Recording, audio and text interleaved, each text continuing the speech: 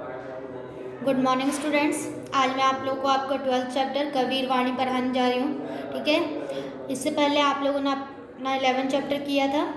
ठीक है, तो इसमें देखिए बच्चों, दो दो पंक्तियाँ हैं, जैसे एक पंक्ति दो पंक्ति, दो पंक्तियों का दोहा होता है। ठीक है, और इन दो पंक्तियों के भावार्थ होते हैं। ठीक है, अर्थ होते हैं, कई अर्थ होते हैं। ठीक है, तो वही मैं आप लोगों को बताने जा रही हूँ। करता था तो क्यों किया, अब करी क्यों पछताए, बोवे पेड़ बबूल का आम कहाँ से खाए। अर्थात संत कबीर कहते हैं कि किसी गलत काम को करने से पहले लोग पछताते नहीं हैं, सोचते नहीं हैं, और फिर जब उस गलत काम का परिणाम आता है तो अपना माथा पीटते हैं। तो अगर आप बबूल का पेड़ लगाते हो तो आम नहीं पा सकते, क्योंकि जैसा करोगे वैसा ही पाओगे। कभी भी बबूल के पेड़ में आम नहीं फलता। अगर आप बुरा काम करोगे तो बुरा ही पाओगे।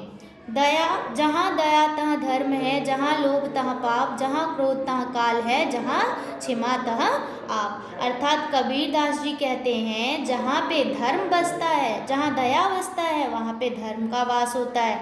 जहाँ लोभ बसता है, जहाँ पे लोभ होता है, वहाँ पे पाप का वास होता है, पाप होता है। जहाँ पे क्रोध बसता है, वहाँ पे सर्वनाश होता है, और जहाँ पे क्षमा होता है जिस जगह पे, वहाँ पे ईश्वर बसता है।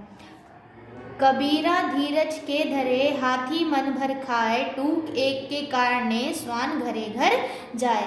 अर्थात यह इस पंक्ति का यह अर्थ है, इस दोहे का यह अर्थ है कि अगर आप कोई भी कार्य करते हो तो उसको बहुत ही धीरज के साथ करना चाहिए। अगर आप जल्दबाजी में कोई काम करते हो तो वो काम त्रुटिपूर्ण होता है, खराब होता है। जिस प्रकार एक हाथी अपना भोजन धीरे धीरे करता है और अपने मन को तृप्त करता है, तृप्ति के साथ अपना भोजन ग्रहण करता है, उसके मन को ग्रहण होता है, थोड़ा भी भोजन हो तो वो अपने भोजन को तृप्ति के साथ ग्रहण करता है। लेकिन उसकी जगह पे कुत्ता घर घर जाने के बाद, भटकने के बाद भी कहीं पे एक टूक और दो टूक ही प्राप्त कर पाता है। पोथी पढ़ जग मुआ, पंडित भया न कोय, ढाई आखर प्रेम का पढ़े सो पंडित होए। अर्थात कबीर दास जी कहते हैं कि प्रेम की भाषा बोलने वाला और प्रेम के ढाई अक्षर पढ़ने वाला व्यक्ति ही पंडित होता है। मोटी मोटी किताब पढ़कर मन में कुटिलता हो, बुराई की भावना रखने वाला कभी भी पंडित नहीं हो सकता। ऐसे भी आज के समय में प्रेम की ज़्यादा आवश्यकता है। मोटी मोटी किताब पढ़ने से आप पंडित नहीं होते हैं, अगर आप प्रेम की भाषा नहीं बोलते। जो गूंगे के सेन को गूंगा ही पहनाए, त्यों ज्ञानी के सुख को ज्ञानी होए सो जाए। अर्थात कबीर दास जी कहते हैं कि जिस प्रकार एक गूंगे की भाषा एक गूंगा ही समझ सकता है, उसी प्रकार एक आत्मज्ञानी, एक ज्ञानी के सुख को एक ज्ञानी की अंतरात्मा ही समझ सकती है, दूसरा कोई नहीं समझ सकता। जो ज्ञानी होता है उसके अंदर जो सुख होता है, हृदय में जो सुख बसता है, उसको एक ज्ञानी ही समझ सकता है, दूसरा कोई नहीं समझ सकता।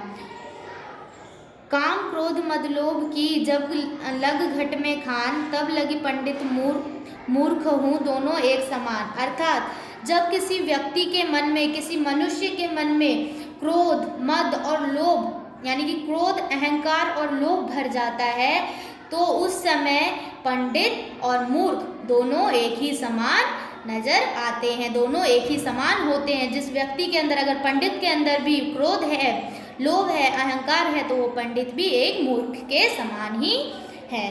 तो आज के लिए आप लोगों को इतना ही दोहा है, 6। ठीक है, इस 6 दोहे का भावार्थ आप लोग अच्छे से समझेंगे, और जो नहीं समझ आता है वो मुझसे कमेंट करके पूछ सकते हैं। Okay, thank you.